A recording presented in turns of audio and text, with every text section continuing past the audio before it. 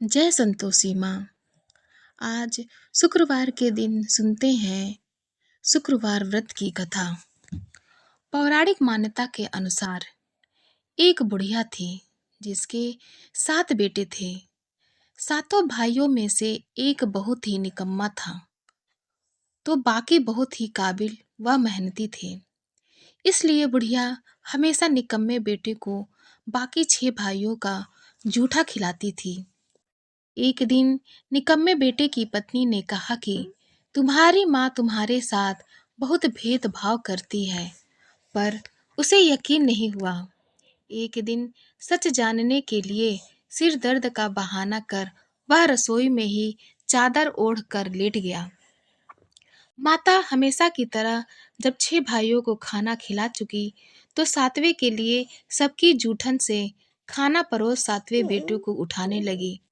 माता के इस कृत्य को देखकर उसने भोजन नहीं किया और घर छोड़कर परदेश चला गया।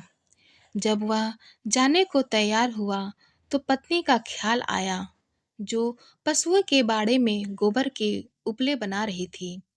उसने अपने जाने के बारे में बताते हुए कहा, हम जावे परदेस, आवेंगे कुछ काल, तुम रहियो संतोष से, धर्म आपनो पाल।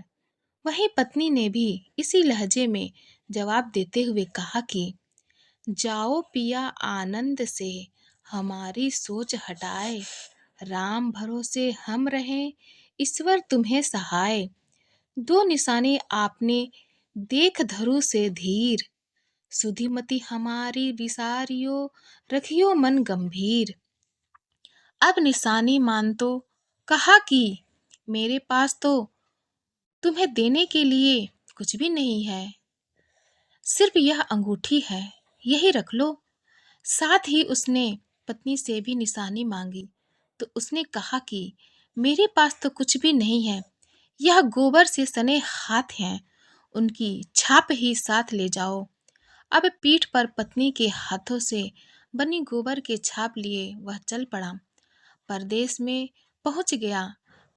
अपनी हालत का जिक्र एक सेठ से किया और नौकरी मांगी। सेठ ने भी रख लिया। बात पैसों की हुई तो सेठ ने कहा, जैसा काम वैसा दाम। अब वक्त आदमी को होशियार बना ही देता है। धीरे धीरे वह कामकाज में माहिर हो गया। सेठ के बाकी नौकर चाकर भी उसकी होशियारी के मुरीद होने लगे। साथ ही उससे कई लोग जलने भी लगे। सेठ ने भी भांप लिया कि बंदा काम का है।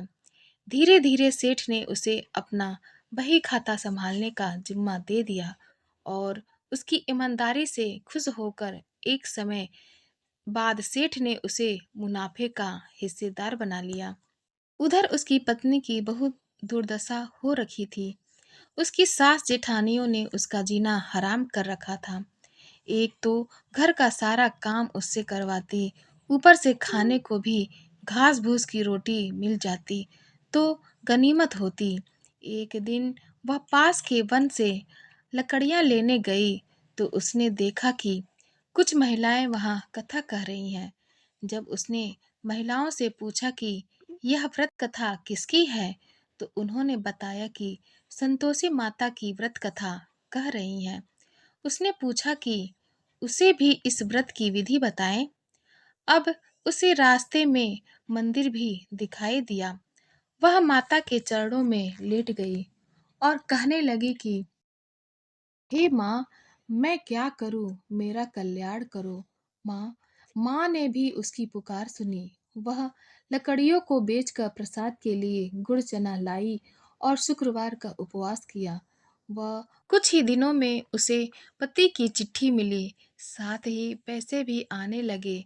अब वह हर शुक्रवार को उपवास करने लगी। फिर उसने माँ से गुहार लगाई कि हे माँ, मुझे मेरे स्वामी से मिला दे। तब स्वयं माँ एक वृद्धा का भेष धारण कर उसके पति के पास पहुंची और उससे पूछा कि उसका कोई घर बार है या नहीं। उसने बताया कि सब कुछ है, लेकिन इस काम को छोड़कर कैसे जाऊं। तब वृद्धा ने कहा कि तुम माँ संतोषी के नाम का दिया जलाकर कल सुबह दुकान पर बैठना। शाम तक तुम्हारा सारा हिसाब किताब हो जाएगा और सामान भी बिक जाएगा। उसने ऐसा ही किया। माता के वरदान से वह शाम के समय कपड़े गहने खरीद कर अपने गांव चल दिया। उधर उसकी पत्नी नित्य की तरह माता के मंदिर में माता से बातें कर रही थी। हे माँ, मेरे स्वामी कब आएंगे? तो उसने कहा, बेटी, तुम्हारे पास जो लकड़ियां हैं, इनकी 3 गठरियां बना ले। एक को नदी किनारे छोड़ दो, एक को यहाँ मंदिर में और एक को अपने घर जाकर पटक कर कहना कि लो लकड़ियां, 2 भूसे की रोटी। माता के कहने पर उसने वैसा ही किया। उधर से जब उसका पति लौट रहा था तो नदी पार करते हुए ही सूखी लकड़ियां दिखाई दी। सफर से थकान हो गई थी और भूख भी लग आई थी। उसने आग जलाई और भोजन का प्रबंध किया और खा पीकर घर की ओर रवाना हुआ।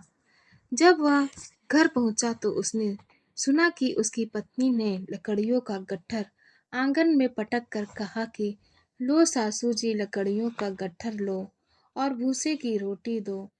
पति ने स्वर सुना तो वह बाहर आया। अपनी पत्नी की हालत देखकर उसे बहुत दुख हुआ। अपनी माँ से पूछा कि इसकी ऐसी हालत क्यों हुई? तो माँ ने कहा कि काम धाम कुछ करती नहीं, गांव भर में भटकती रहती है। पर वह अपने साथ हुए अन्याय को भी भूला नहीं था। उसने दूसरे घर की चाबी मांगी और अलग रहने लगा। अब तो माँ संतोषी की कृपा से उसके दिन बहुत अच्छे बीतने लगे। फिर वह शुक्रवार भी आया जिसमें माता का उद्यापन करना था। पूरी तैयारी कर ली गई। उसने अपनी जेठानी के बच्चों को बुलाया, लेकिन जेठानी ने अपने बच्चों को पूरी तरह सिखाकर भेजा कि भोजन के समय खटाई मांगना। अब बच्चे भोजन के बाद खट्टी चीज के लिए जिद करने लगे, तो उसने मना करते हुए माता का प्रसाद और पैसे बच्चों को दे दिए। उन्हीं पैसों से बच्चों ने खट्टी चीज खरीद ली और उसे खा लिया। इस प्रकार व्रत का उद्यापन पूरा नहीं हो पाया और माँ संतोषी रुष्ट हो गई। बहू के पति को राजा के सैनिक पकड़ कर ले गए। जेठ जेठानी फिर से ताने मारने लगे। लोगों को लूट लूट कर धन इकट्ठा कर लिया। अब जेल में सड़ेगा तो पता चलेगा। बहू से यह सब सहन नहीं हुआ और माँ के चरणों में जा पहुंची और कहने लगी, माँ, मुझे और मेरे पति को किस बात की सजा दे रही हो? माता कहने लगी, बेटी, तूने उद्यापन पूरा नहीं किया, इस वजह से तुम्हें यह सब सहन करना पड़ रहा है। अब दोबारा उद्यापन करो और इस बार कोई गलती मत करना। बहू का पति वापस लौट आया और अगले शुक्रवार को विधि पूर्वक फिर से उद्यापन किया और इस बार कोई भी भूल नहीं की और ब्राह्मण के लड़के को बुलाकर व्रत का उद्यापन किया। इस बार पैसों की जगह फल दिए और उसका उद्यापन पूरा हुआ।